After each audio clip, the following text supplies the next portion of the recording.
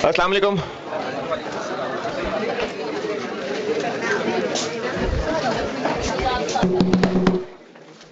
अस्सलाम वालेकुम। दुरूद शरीफ पढ़ना।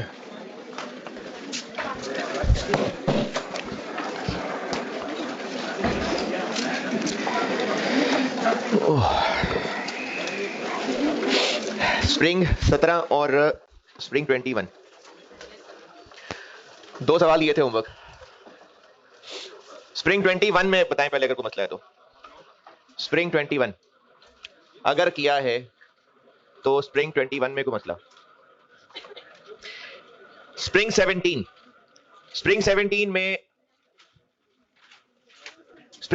में जो थोड़े बहुत मसले कॉम को होते हैं, एक तो ये कि इस 3000 का कुछ भी नहीं करना। कौन सा 3000? पॉइंट नंबर 1 में दूसरी line, delivered to buyer. Customer को हमने कितने दिए, इसका वर्क इन प्रोसेस से क्या ताल्लुक है, तो इस 3000 का कुछ भी नहीं करना। दूसरा मसला, पहले पैराग्राफ में लिखे हुए 6000 का भी कुछ नहीं करना, क्योंकि इसमें तो बस इतना कहा हुआ है कि इतने यूनिट्स का ऑर्डर मिला है। ठीक है, मिला होगा, हमने तो देखना है प्रोडक्शन में कितना गया, तो इस 3000 और 6000 का कुछ भी नहीं करना।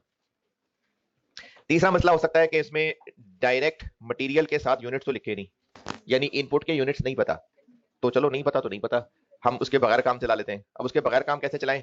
आपको क्वांटिटी स्केड्यूल में आउटपुट भी पता। आउटपुट कैसे पता? Produced and transferred to finish good, ये आउटपुट हो गया। वर्क इन प्रोसेस का ओपनिंग, क्यों? क्योंकि ये अभी बस एक ही ऑर्डर आया है, बाकी तो कुछ है नहीं, सिर्फ इसी की बात हो रही है, तो ओपनिंग वर्क इन प्रोसेस 0, क्योंकि अभी दिसंबर में ही तो मिला है, तो ओपनिंग 0 है। क्लोजिंग दिया हुआ है, एक्चुअल लॉस भी दिया हुआ है। अगर क्वांटिटी स्केड्यूल से बनाएं, वैसे तो टी अकाउंट मैंने कहा था बनाएंगे तो क्वांटिटी स्केड्यूल की जरूरत नहीं है, लेकिन चलें समझाने के लिए बता रहा हूं। ओपनिंग 0, इनपुट पता नहीं, क्लोजिंग 680। नॉर्मल लॉस नहीं निकाल सकते क्योंकि जब इनपुट ही नहीं पता, हाँ चूंकि वो आउटपुट का है तो इसलिए हाँ निकाल सकते हैं। तो नॉर्मल लॉस हो गया आउटपुट का 10%, 320, और ये जो 120 है यूनिट्स रिजेक्टेड, तो ये एक्चुअल है, और एक्चुअल कम है तो एबनॉर्मल गेन है 200, और आउटपुट पता है 4000।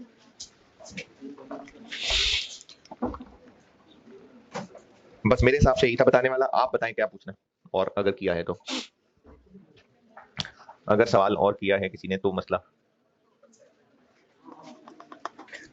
ठीक है। आज का होमवर्क ऑटम 21, ऑटम 21, इसमें ये इंस्पेक्टेड यूनिट्स की अच्छी कैलकुलेशन है। ऑटम 21 ये होमवर्क है। ऑटम 21 है मेरी बुक में क्वेश्चन 4।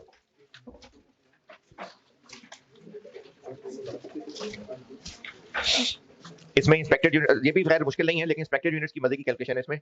ये मैं आपको पहले एक दफा एक सवाल पढ़ाते हुए समझाया था कि अगर वर्क इन प्रोसेस एक नहीं एक से ज्यादा मशीनें हैं तो वो डिफरेंट डिफरेंट हालत में पड़े हुए हो सकते हैं, यानी कुछ यूनिट्स की स्टेज ऑफ कंप्लीशन कुछ और कुछ की कुछ और हो सकती है। ये पॉइंट इसमें इंस्पेक्टेड यूनिट्स के साथ मिक्स हुआ है, तो वो मजे की चीज थी।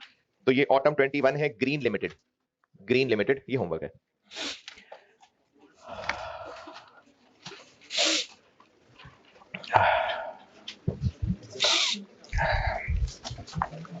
अच्छा, ज्वाइंट प्रोडक्ट की प्रैक्टिस कराता हूं। कैलकुलेशन कल बताई थी और ये सब बिल्कुल पहले जैसा ही है, सिर्फ एक एक्स्ट्रा काम ये है कि कॉस्ट ऑफ कंप्लीटेड यूनिट्स को तोड़ना है, और इसके अलावा ये भी ये मैं पहले सब बता चुका था। आसान आसान सा काम ही है। पेज एंट्रीज किधर है?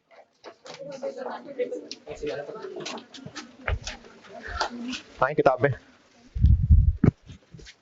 एंट्री नंबर 5 देखें।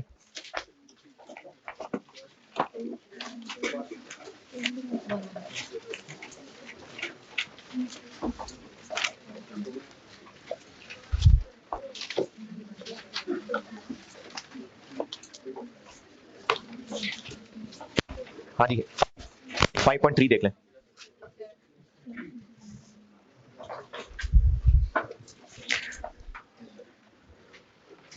ठीक है, मैंने मिसाल ली हुई है कि प्रोडक्ट बी जो है वो आगे किसी और प्रोसेस में जाएगा, तो वो जो आगे प्रोसेस में जा रहा है वो अगला प्रोसेस डेबिट, और जो फाइनल है वो उस प्रोडक्ट की फिनिश गुड्स डेबिट।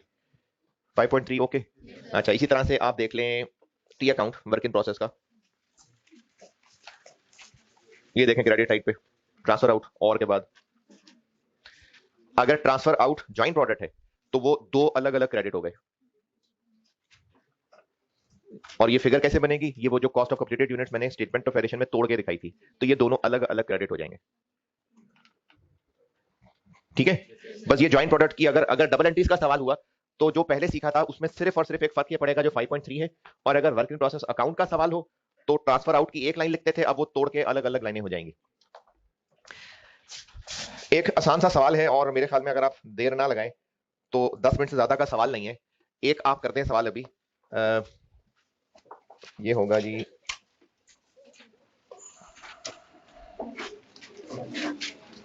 ऑटम 12, एक सवाल होगा ऑटम 12, जल्दी से करिएगा, टाइम ना जाया कीजिएगा, 10 मिनट से ज्यादा ना लगे। ऑटम 12 फाउल लिमिटेड के नाम से। मेरी बुक में क्वेश्चन 15,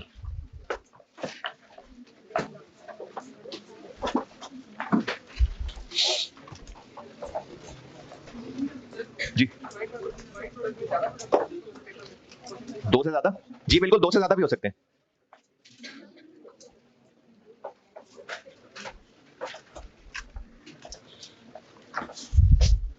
ये इसमें इस तरह का ये इनपुट बैलेंसिंग निकालने वाला था इसमें शायद शायद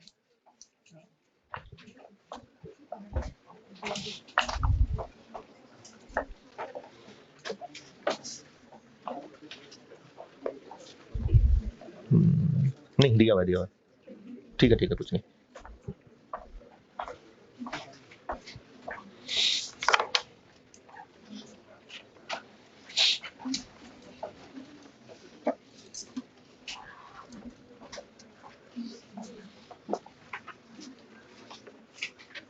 सवाल सबको कहा है करने को।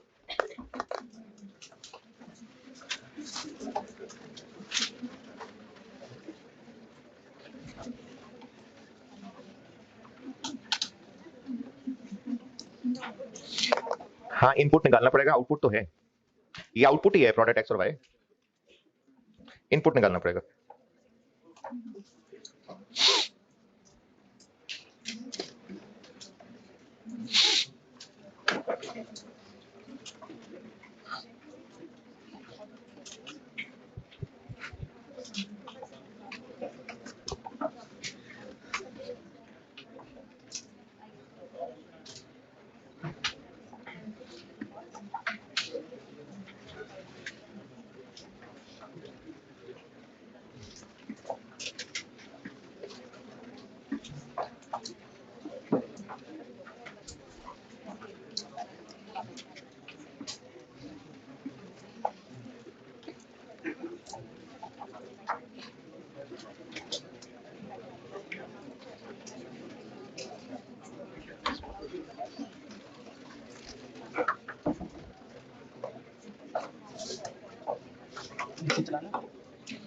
नहीं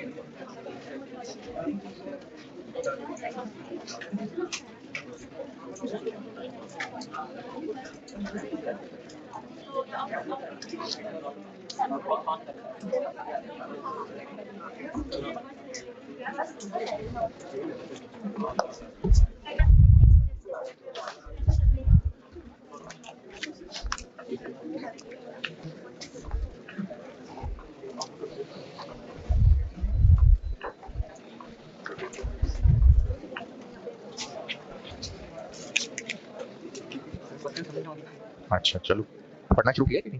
पढ़ना शुरू किया, कहाँ तक पहुंचे? R1 तो सही है। सवाल पढ़ते हुए कहाँ तक पहुंचे? मैंने कल एक्टिंग में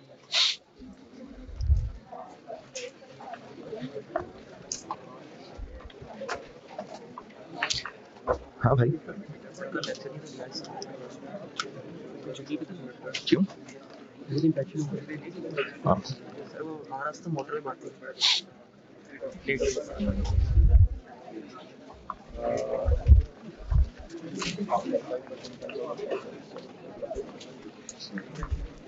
कलेक्शन भी लिया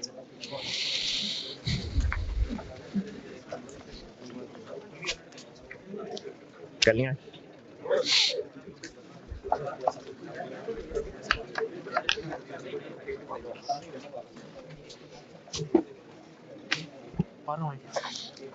इतना लंबा सवाल तो नहीं है यार।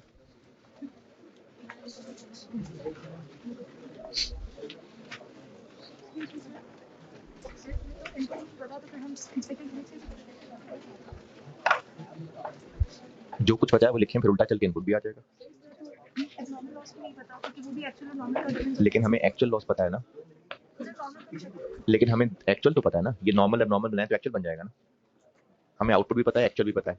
नॉर्मल अलग बेशक नहीं पता, लेकिन दोनों का टोटल तो पता है।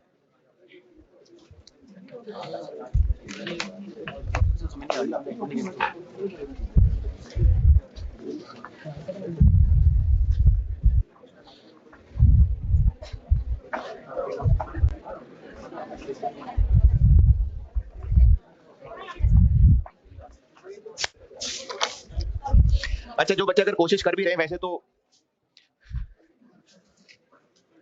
इतनी क्लास कल खाली थी नहीं जितनी बच्चों ने ये कह दिया कि कलम नहीं आए थे। ओपनिंग वर्क इन प्रोसेस कितना? 15,000। क्लोजिंग आउटपुट नॉर्मल लॉस नहीं निकाल सकते क्योंकि इनपुट नहीं पता।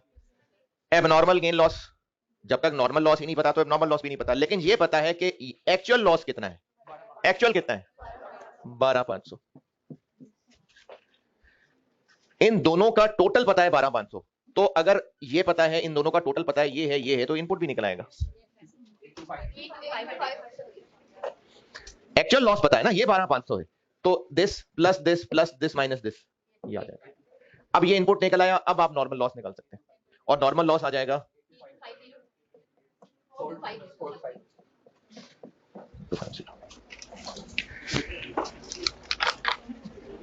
10 मिनट हो गए, और अगर कर रहे थे तो यहां तक कर लिया होना चाहिए था, है?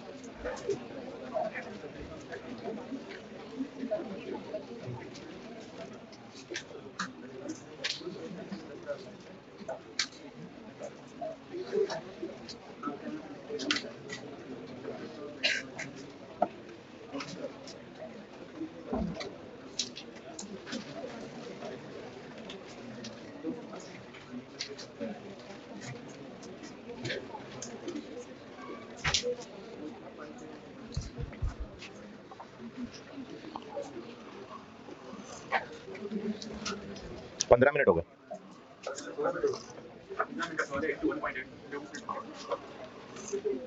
ये पुराने दौर में होता था 15 नंबर का, अब अगर ये सवाल आता तो 10 नंबर से ऊपर करना होता।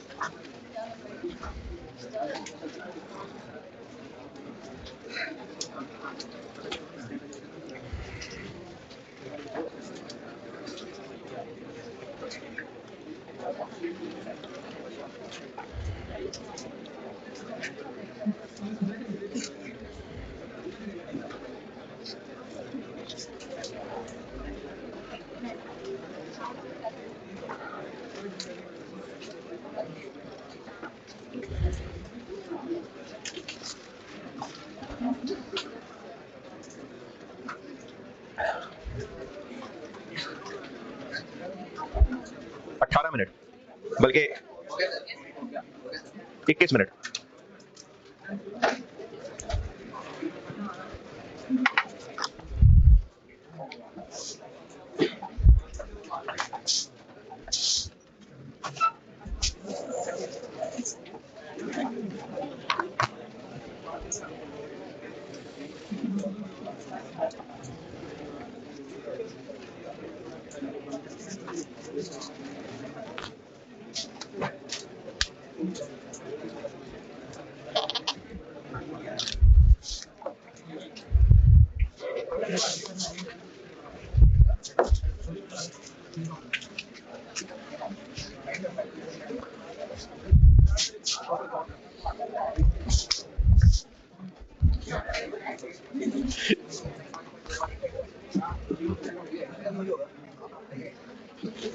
बाय प्रोडक्ट,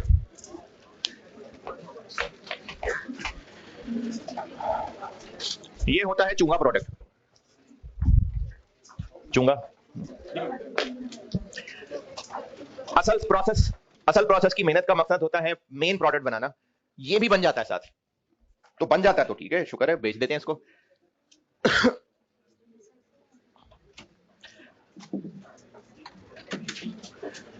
मिसाल के तौर पे प्रोसेस 1 में ज़िबा हुआ ले आते हैं चिकन। अब प्रोसेस 1 में स्टाफ, जो वर्कर स्टाफ है सारा, उन्होंने इसके टुकड़े करने अलग, और इसका जो मेन प्रोडक्ट है, चले जॉइंट ले लेते हैं, लेग पीस निकाल लेते हैं इसके अलग, ये अलहदा से, और बाकी उसमें से जो बोनलेस वो अलग निकाल लेते हैं। तो जो हड्डियां बच गई बाकी, उनका क्या करें? लॉस। अब वो जो इनका ढांचा रह गया, अच्छा वो स्पेयर पार्ट्स भी तो निकाले होंगे, वो जो पोटा, कलेजी और दिल, स्पेयर पार्ट्स चले। अब रह गई इनकी वो सीढ़ियां, पाए और हड्डियां।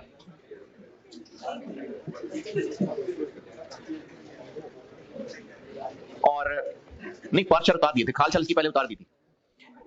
अब ये मेन प्रोडक्ट, ये मेन है, यानी चिकन को ज़िबा करके उसका जो गोश्त बनाते होंगे, इसको अलग, बोनलेस अलग, और उसके जो दिल, पोटा, दिल, कलेजी, दिल, कलेजी, अरे बड़े मजे की होती हैं चीजें।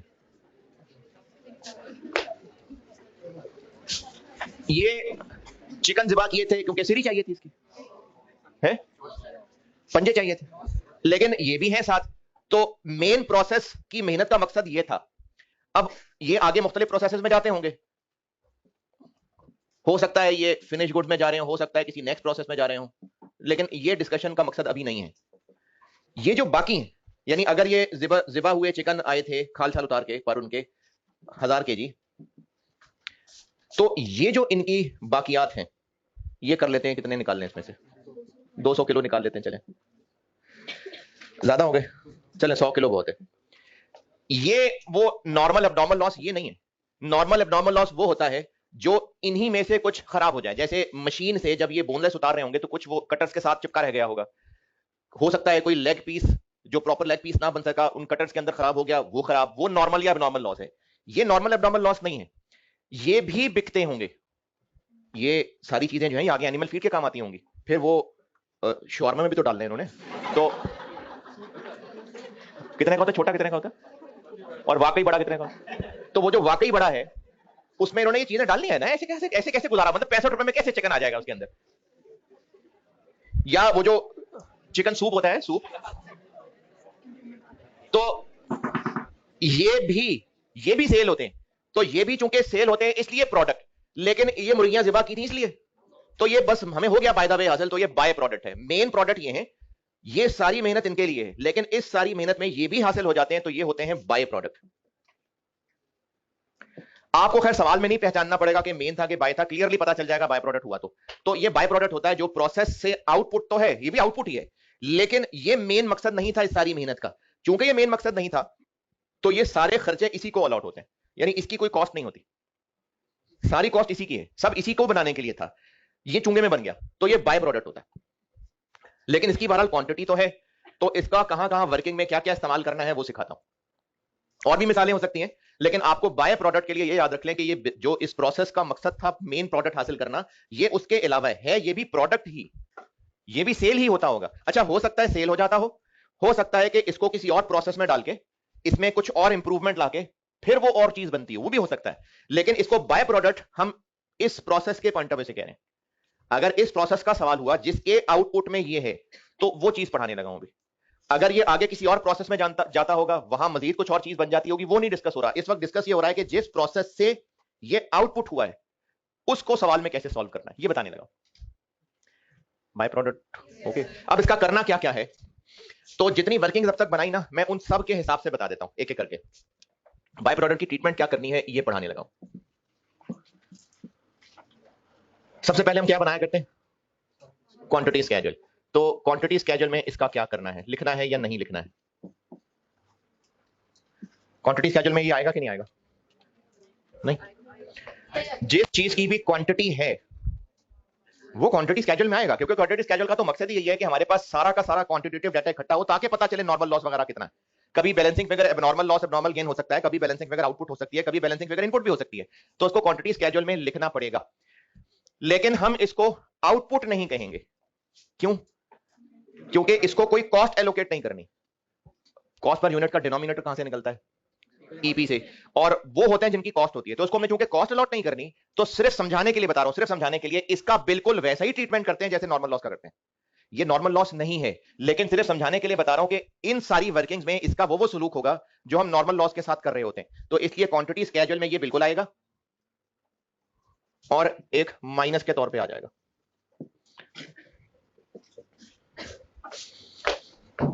तो क्वांटिटी स्केड्यूल में ये आएगा एज अ नेगेटिव। फिर उसके बाद क्वांटिटी स्केड्यूल के बाद हम क्या बनाते हैं? Equivalent production. इक्विवेलेंट प्रोडक्शन में इसके यूनिट्स आएंगे? नहीं आएंगे, क्योंकि इसकी कॉस्ट ही कोई नहीं है। इक्विवेलेंट प्रोडक्शन बनाते हुए बाय प्रोडक्ट को कोई लिफ्ट नहीं करानी।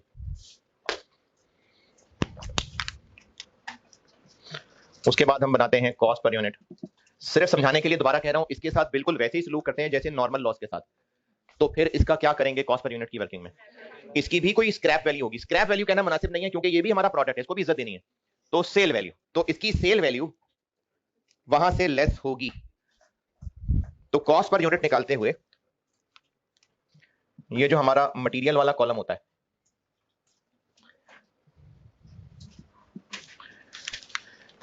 बाय प्रोडक्ट की एनआरवी, ये ज्यादा मुनासिब है, एनआरवी ऑफ, ये यहां से लेस होगी।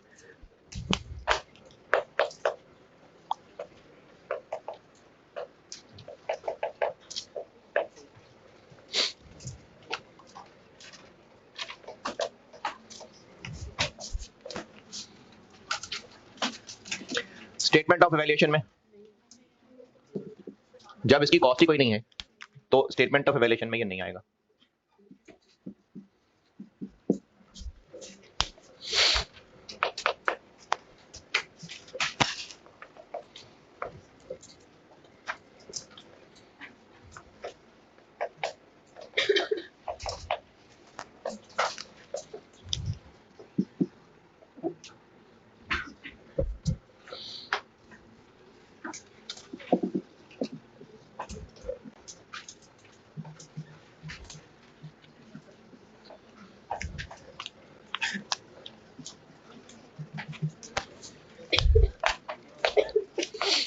आए पेज 111 पे, एंट्री नंबर 6 देखे।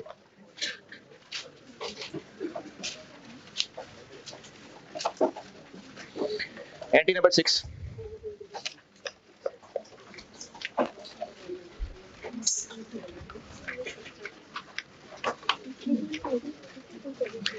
अगर इसने बस अब बिकना है तो बाय प्रोडक्ट इन्वेंट्री नामी अकाउंट डेबिट और वर्क इन प्रोसेस क्रेडिट, और अगर इसने आगे जाना है मजीद पढ़ने लिखने तो फिर अगला वर्क इन प्रोसेस डेबिट। और पेज पलट के देख लें work in process fee account में इसकी शक्ल कहां आएगी। क्रेडिट साइड पे देखिए इसके यूनिट्स भी आ गए और आगे अमाउंट भी आ गई। अच्छा मैंने एंट्री में अमाउंट लिखी हुई है, एंट्री नंबर 6 में नहीं लिखी हुई। ये एंट्री नंबर 6 में लिख लें, ये बाय प्रोडक्ट की एनआरवी से होगी एंट्री। लिखा हुआ कहां लिखा हुआ? अच्छा नहीं में लिखा हुआ, ठीक है। पुरानी बुक में नहीं लिखा हुआ तो लिख लें, इस एंट्री नंबर 6 की अमाउंट होगी बाय प्रोडक्ट की एनआरवी। यही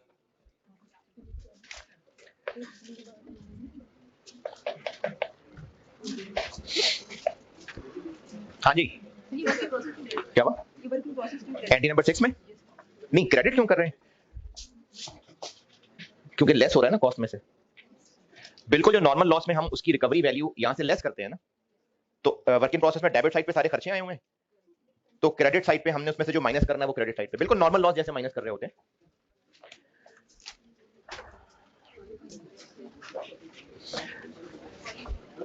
अच्छा इसके ना एक दो और फजूल तरीके भी होते हैं, वो मैं लिखना भी मुझे तौहीन लग रहा है तो वो ज़बानी बता देता हूं। कुछ बिजनेसेस ये सारी अकाउंटिंग करने की बजाय समझते हैं कि ये चूंकि प्रोडक्ट है तो बस जितना बिका कोई कॉस्ट नहीं है उसकी, कैश डेबिट सेल्स क्रेडिट, या कुछ के ख्याल में ये सब स्क्रैप ही तो है, cash debit other income credit. तो इस चक्कर में नहीं पड़ते कुछ बिजनेसेस और कैश डेबिट और कोई अदर इनकम कह देंगे, कोई सेल्स कह देंगे, लेकिन आपको सवाल में जाहिर टेस्ट होगा तो ये करना ही होगा, तो इसकी एग्जाम पॉइंट ऑफ व्यू से यही ट्रीटमेंट है। वैसे नॉलेज के लिए बता रहा हूं कि कुछ बिजनेसेस